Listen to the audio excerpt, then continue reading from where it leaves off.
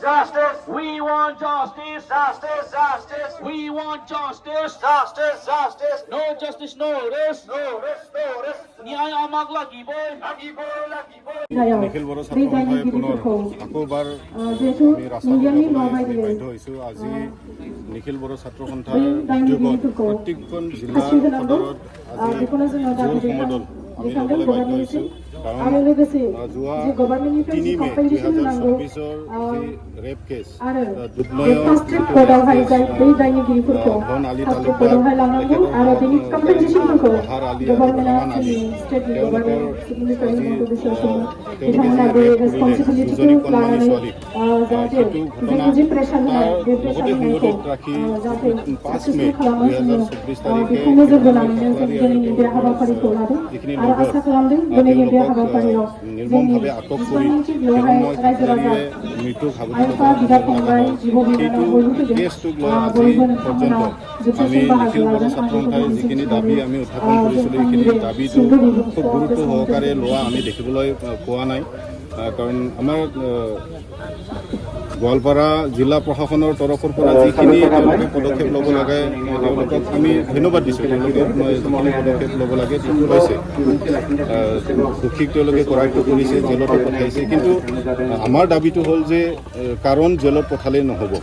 কাৰণ জিন্দা এটা এক্সাম্পল আছে যি 3 মে'ত হোৱা যিটো ঘটনা সেইটোৰ লগতে সংগঠিত ৰাখি ধন আলী তালুকদাৰে যোৱা 2023 চনৰ নৱেম্বৰ মাহত যিটো ৰাস মেলাৰ পৰা উভতি অহা এজনী কণমানি ছোৱালীক তেখেতে কিডনেপ কৰি মানে ৰেপ কৰি জেলতো পঠোৱা হৈছিলে।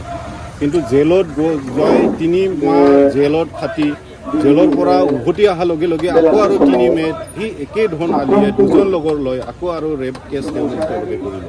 গতিকে আমাৰ দাবীটো হ'ল কি যে পুনৰ তেনেকৈ ধন আলী তালুকদাৰ আৰু তেখেতৰ যিখিনি মানে এছ'চিয়েটছ আছে তেওঁলোকে যাতে জেলৰ পৰা মানে তেওঁলোকে ওলাই আহি আকৌ তেনেকৈ যাতে কেছ আকৌবাৰ কৰিব নোৱাৰে তাৰ কাৰণে আমি দাবী জনাইছিলোঁ যে মানে তেওঁলোকে ফাষ্ট ট্ৰেক কোৰ্টত কেছটো ল'ব লাগে, SIT গঠন কৰিব লাগে। লগতে আসাম চৰকাৰৰ পৰা সেইটো মানে হস্তক্ষেপ কৰি এটলিষ্ট মানে যিখিনি ভিক্টিমৰ ঘৰে যাতে মানে কম্পেনচেশ্যন এটা পায়।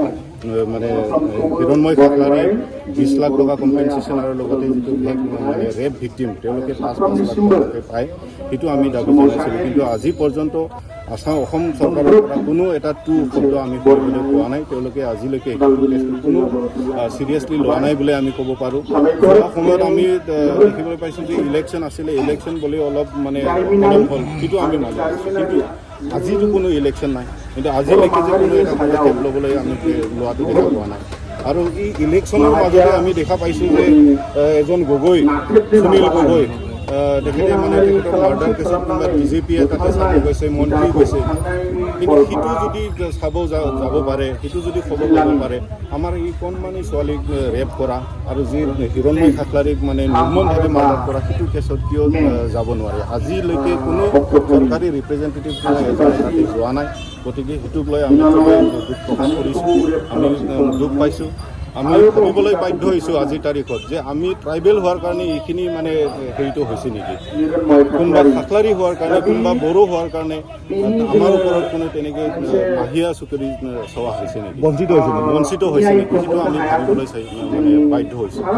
কাৰণ এতিয়ালৈকে আমাৰ অসম চৰকাৰৰ ওপৰত ডক্টৰ হিমন্ত বিশ্ব শৰ্মা সন্মানীয় মুখ্যমন্ত্ৰী তেখেতৰ ওচৰত আমাৰ এটা বিশ্বাস আছে। তেখেতে মানে সেইটো কেছটোক লৈ নিশ্চয় কিবা এটা আৰু আগন্তুক দিনত আমি আশা কৰিছোঁ হিমন্ত বিশ্ব শৰ্মা ডাঙৰীয়াই যাতে এইটো কেছটো সঁচাকৈ কৰি তেখেতৰ মানে ইণ্টাৰভেনশ্যন যাতে এইটো কেছত আহে আমি বিচাৰিছোঁ আৰু তেখেতে ভাল এটা পদক্ষেপ ল'ব সেইটো আমি আশা কৰিছোঁ।